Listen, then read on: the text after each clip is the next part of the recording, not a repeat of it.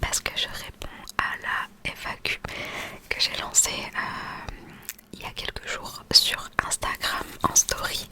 Je vous ai dit, posez-moi toutes les questions que vous avez sur la création de contenu, j'essaie sur mon nouveau métier, sur tout ça. Et vous avez été très nombreux à me poser des questions. Donc n'hésitez pas, si c'est pas déjà fait, à me rejoindre sur Instagram. Je poste tous les jours en story, plein de stories. Voilà. Ok, let's go. Il y a tellement de questions, je sais pas par laquelle commencer. Je vais essayer de faire ça un peu de façon logique. Donc par exemple, qu'est-ce que c'est UGC et à quoi ça sert? Alors, il faut savoir que déjà je suis très nulle pour expliquer les choses, mais je vais essayer. UGC, ça veut dire User Generated Content. Donc, en gros, du contenu qui sont créés par les utilisateurs. Et en fait, c'est du contenu qui est destiné aux marques directement. Donc,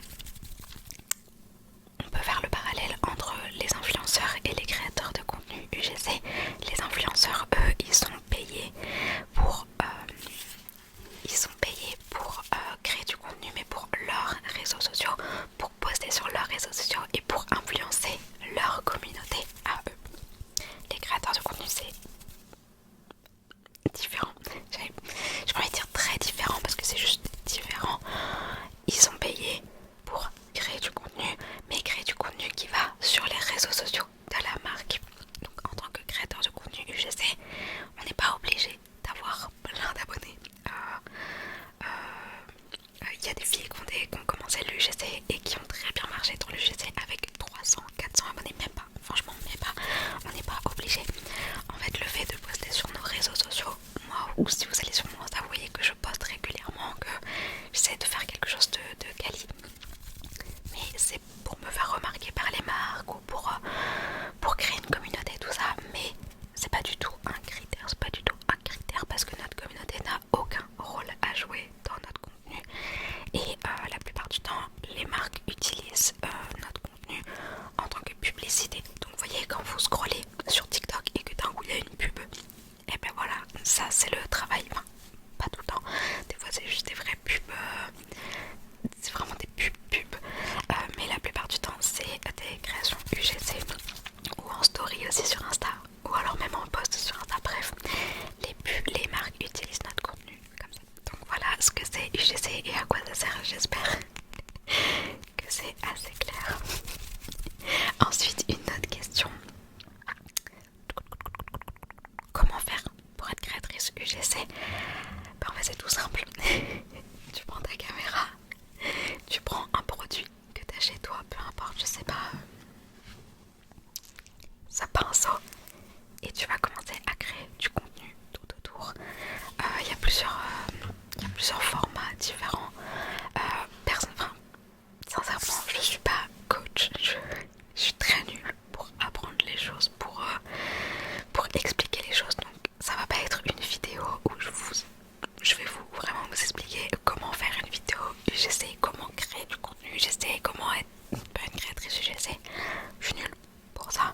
Il y a des filles qui sont incroyablement douées pour ça. Moi c'est pas mon cas. Il y a des formatrices qui existent, qui sont sur Insta notamment et qui font du contenu pour expliquer. En plus, la plupart du temps c'est gratuit. Il y a des formations qui sont payantes pour devenir créatrice UGC, où vraiment la formatrice t'accompagne de A à Z et tout. Ça c'est super. Mais il y a aussi beaucoup de contenu gratuit, que ça soit sur Insta ou sur TikTok. Donc vraiment n'hésitez pas à vous former. Moi c'est comme ça que j'ai appris. J'ai tout appris toute seule. Donc voilà. Ensuite.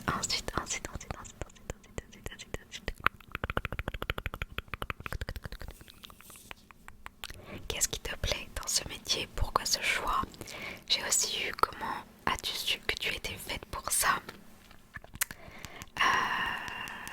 Voilà, donc c'est deux questions qui se regroupent. Enfin, j'ai eu pas mal de questions comme ça aussi, genre pourquoi? En fait, quand depuis que je suis jeune, j'ai toujours adoré créer du contenu. Moi,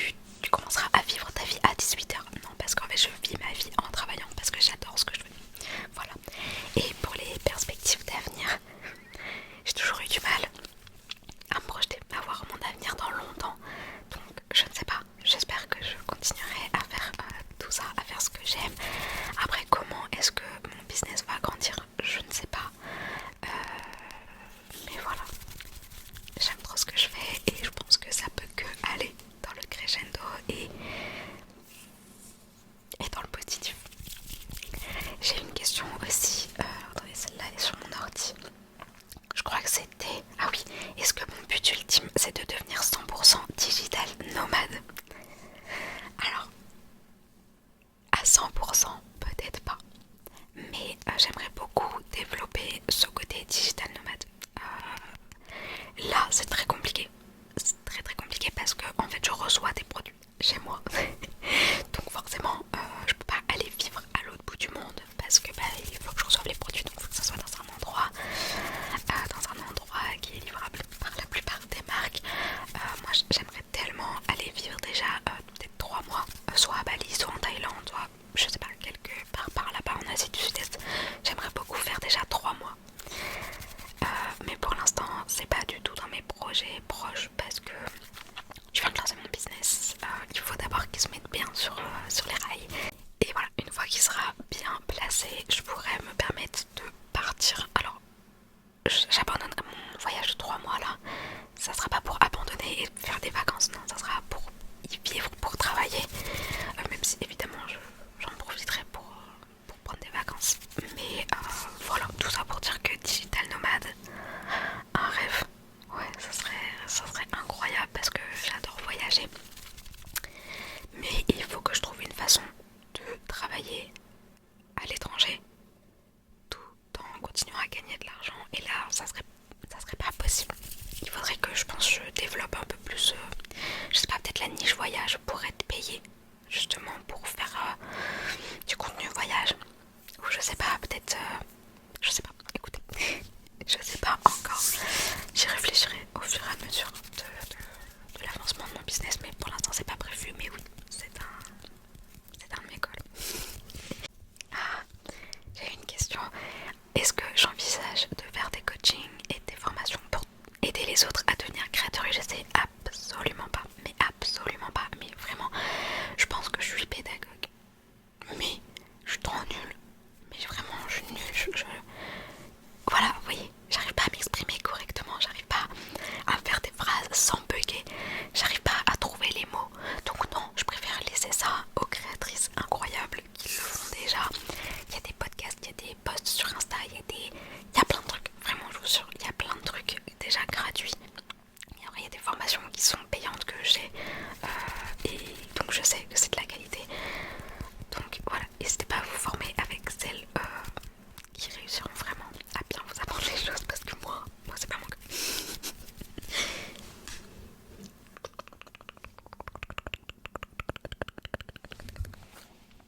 Qu'est-ce qu'on a d'autre? Est-ce que tu dois courir après les paiements? Alors oui et non. Oui et non. J'ai déjà eu une expérience où par exemple le client voulait pas me payer. Oh là là mon dieu, c'était dur. Hein. J'ai fini par être payée mais vraiment c'était très dur. Et mais sinon franchement j'ai pas eu trop de problèmes. Mais oui, les marques ont du retard, donc j'envoie ma facture. La facture doit être payée par exemple sous 15 jours. Au bout des 15 jours, toujours rien. Donc il faut que j'envoie des mails genre hello, j'ai pas reçu.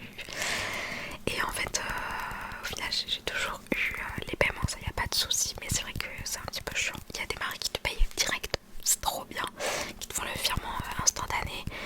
Et il y a des marques, souvent les grosses marques, qui payent sous 30 jours, 45, 60. Là je viens de faire une collab, je viens de terminer une collab.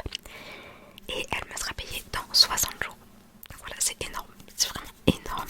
Mais bon, dans 60 jours je serai contente de recevoir le paiement. Mais c'est vrai que c'est compliqué, Quels sont les tarifs de débutants? Alors, franchement ça dépend. Moi je sais qu'à l'époque, donc ça fait un peu plus d'1 an que je fais ça.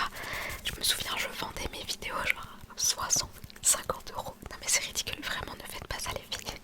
Les filles ou les garçons d'ailleurs. C'est vraiment... Après, mon contenu n'était pas de qualité. Donc forcément, sincèrement, ça ne valait pas plus. Et jamais j'aurais vendu mes vidéos de l'époque au prix où je les vends maintenant. Mais voilà, je vendais mes vidéos 50, 60 euros. Mais c'était pas de la qualité. Maintenant, en fait, dans un premier temps, il faut vraiment faire des vidéos de qualité. Et il faut jauger. En fait, si vous faites du contenu de qualité moyenne, il faut pas avoir un prix à 40 euros. Je pense qu'une bonne vidéo UGC en tant que débutant, mais quand c'est de la qualité, il faut au minimum que ça soit vendu à 100, 130, je pense. Je sais pas. Mais quelque chose comme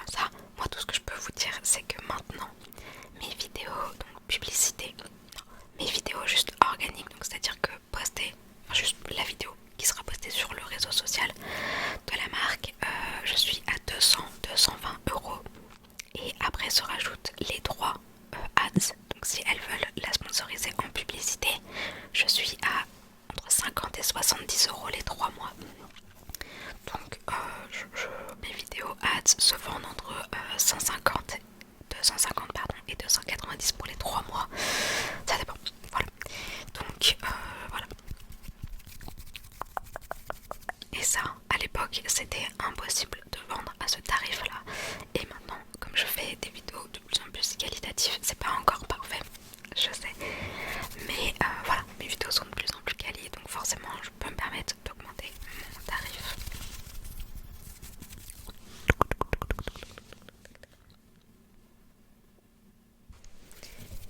Est-ce qu'il m'arrive de refuser des collaborations? Bien sûr, bien entendu. Il y a plusieurs raisons à cela.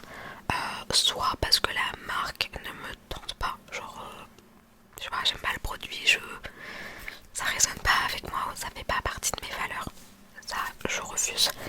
Ou alors parce que elles n'ont pas un budget qui correspond à leurs attentes. C'est-à-dire qu'ils veulent une vidéo ads avec 2 ans de droit, ils veulent que j'écrive le script, ils veulent plusieurs ou blablabla, mais genre ils ont 100 € de budget. Donc non, ça correspond pas à mes tarifs. J'essaye de négocier. Si ça marche pas, si vraiment ils ont pas le budget ou qu'ils veulent pas l'augmenter, bon bah tant pis. Je préfère passer à côté d'une collaboration plutôt que de baisser autant mes tarifs. Enfin, vraiment, faire une vidéo, c'est pas juste se poser. Faire la vidéo, parler genre, ah regardez mon pinceau il est beau, bam, j'éteins la caméra et basta. Ça prend beaucoup de temps, déjà il faut écrire le script, il faut faire des recherches sur la marque, sur sur le marché, un peu ce qui sort, ce qui marche pas. Il faut écrire le script, donc il faut faire le tournage, il faut faire le montage, il faut, enfin bref, c'est beaucoup de temps. Donc il faut connaître sa valeur et ne pas baisser ses tarifs juste pour avoir une nouvelle collaboration, pour avoir le produit gratuit. Et je crois que j'ai reçu aussi une question sur est-ce que du coup je fais des collaborations que rémunérées, ou je sais plus où elle est la question, mais en gros c'était sur le gifting et le rémunéré. Moi globalement je fais du rémunéré. J'accepte le gifting que dans certains petits cas, soit parce que le produit qu'on m'envoie en retour est quelque chose d'assez onéreux, c'est-à-dire que là j'ai un matelas, je sais pas si vous le voyez, non, je crois qu'on le voit pas, mais j'ai un matelas de la marque Morphea qui m'attend, que je dois mettre et que j'ai reçu gratuitement. Je dois faire une vidéo et je ne serai pas payée pour cette vidéo, mais le matelas et le surmatelas en tout, je crois qu'on est à une commande de 700 €, donc c'est pas mal. Et par exemple je fais de l'épilation laser sur plusieurs zones de mon corps.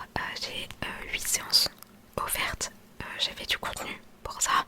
J'ai pas été payée, mais du laser, ça coûte cher. Donc voilà, c'est vraiment les seuls. Ou alors si vraiment par exemple j'ai accepté une collaboration, un gifting récemment, j'ai reçu 2 shampoings et un après shampoing. Donc c'est pas grand chose, ça vaut pas le prix d'une vidéo. Mais j'avais besoin de faire du contenu hair care, donc du contenu avec mes cheveux, tout ça. Et du coup je me suis dit, bah tant qu'à faire, plutôt que de réutiliser mes produits, autant que je reçoive un beau colis avec de nouveaux produits et que je fasse des vidéos autour de ces nouveaux produits. Donc là j'ai accepté du gifting, mais sinon non, j'accepte pas. Il y a des marques en plus qui abusent vraiment beaucoup du gifting. Je pense que accepter du gifting quand on est vraiment débutante, c'est ok. Par exemple moi je voulais faire une nouvelle niche, le hair care. Là j'ai accepté du gifting, mais j'en accepterai qu'un. Faut pas abuser. Toutes les marques de hair care elles vont pas m'envoyer du gifting. Donc quand on est débutant, c'est ok. 1, 2, 3 peut-être, je sais pas. Mais une fois qu'on fait du contenu de qualité, le gifting, non, il faut se faire rémunérer. Donc je n'accepte que dans certains cas, il faut vraiment que ça vaille le coup. Ah oui, et ce que je voulais dire, c'est que vraiment certaines marques en abusent, mais en abusent. J'ai voulu faire une collaboration gifting avec une marque de matcha parce que j'adore le matcha, et je me suis dit ok, il faut que je trouve une collaboration avec une marque de matcha. Et donc il y a une marque qui m'a contactée et qui m'a dit en gros on te donne donc un petit pot de matcha, un fouet en bambou et une petite cuillère. Je leur ai dit écoutez, moi j'accepte pas les collaborations en gifting, là je peux faire une exception, par contre il faut que ça vaille le coup pour moi et votre petit set tout simple là, c'est pas suffisant. Donc est-ce que je peux avoir des trucs en plus? Ils m'ont dit non. En gros ils m'ont dit non.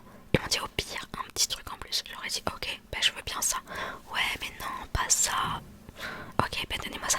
Ouais mais non, pas ça non plus. Je dis bon écoutez, envoyez-moi ce que vous voulez parce que là ça commençait à me saouler. Ils m'ont dit bon bah on t'envoie du coup le petit set là que je vous ai dit. Je dis ouais ok. C'était pas ouf mais bon, je voulais vraiment faire une collaboration matcha. Et du coup donc je leur dis ok et là ils m'envoient un message. Ils me disent voilà ton script. Genre déjà j'avais un script. Voilà ton script.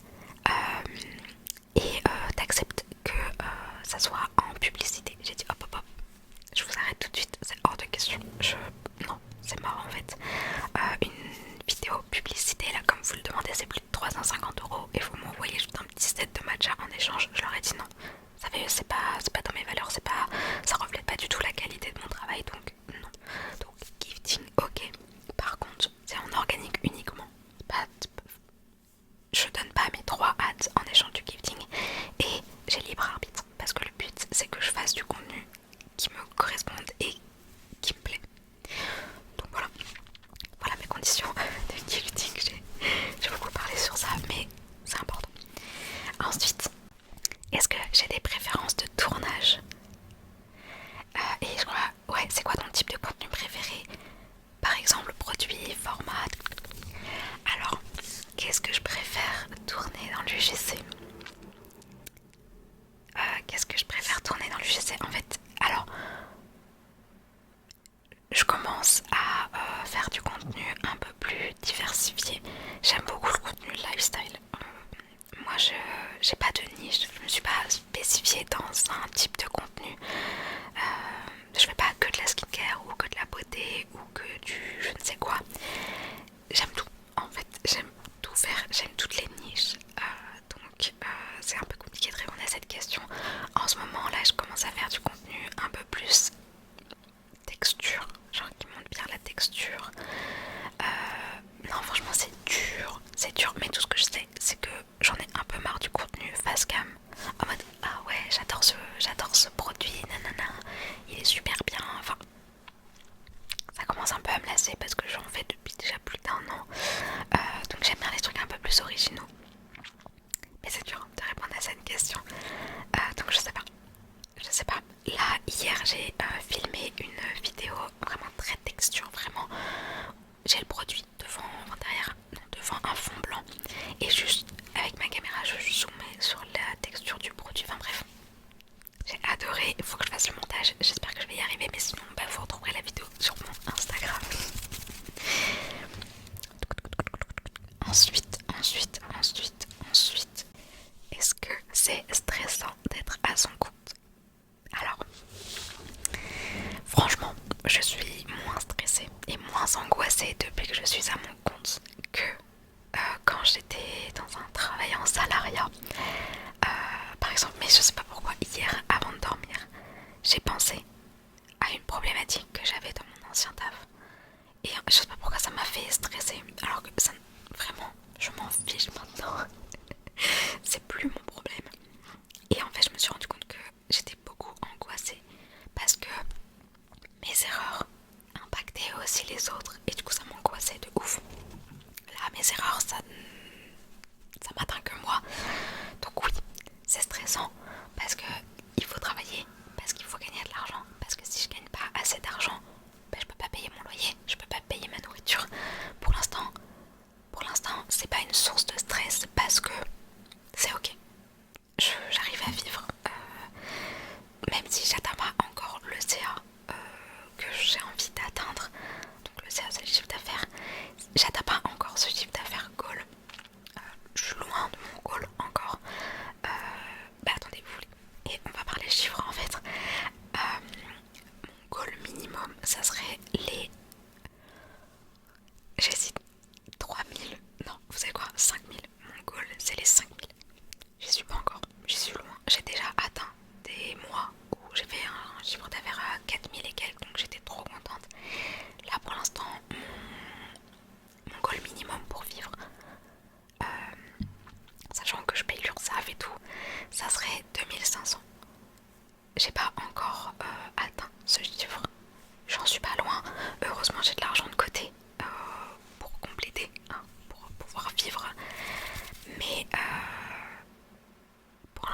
l'argent c'est pas un problème.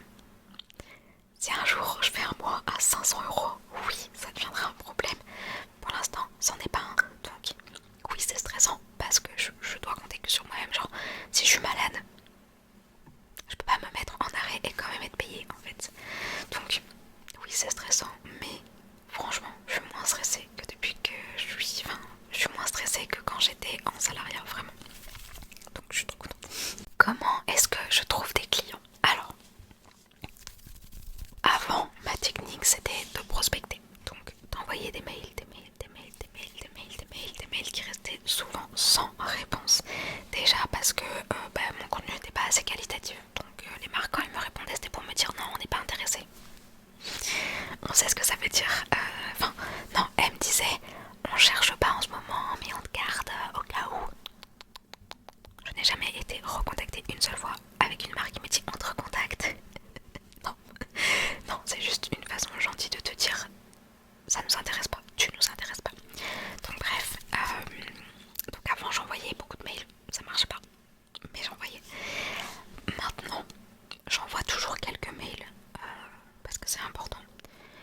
Mais je mets beaucoup de ma stratégie pour attirer les clients dans mon personal branding, c'est-à-dire sur mes réseaux sociaux. Je crée du contenu, je poste toutes les semaines, je crois que je poste 4 fois par semaine sur Instagram pour que les marques ou les agences me remarquent et m'envoient directement un message. Donc voilà, au lieu d'aller vers les clients, maintenant, je fais venir les marques à moi. Voilà. C'est vrai que j'ai pas du tout répondu à tes questions en rapport avec ça, mais l'avenir de la chaîne, en fait, c'est vrai que là j'ai beaucoup parlé du GC, mais l'avenir de cette chaîne, alors je vous rassure, je n'arrête pas l'ASMR sur cette chaîne, c'est vraiment l'essence de cette chaîne, mais j'ai envie de proposer autre chose en plus de l'ASMR et j'ai envie de proposer un peu du contenu lifestyle, des vlogs, des contenus, pas ASMR en fait, vraiment du contenu lifestyle. Donc voilà, du contenu lifestyle. Donc j'ai posté un vlog récemment, je sais pas si vous l'avez vu, j'espère qu'il vous plaira. Donc oui, c'est pas de l'ASMR, mais c'est ce que j'aime faire et c'est ce que j'aime produire et c'est ce que j'aime monter. Donc j'ai envie de proposer du contenu un peu plus comme ça, en plus de l'ASMR, en plus de l'ASMR, en plus de l'ASMR. Donc voilà.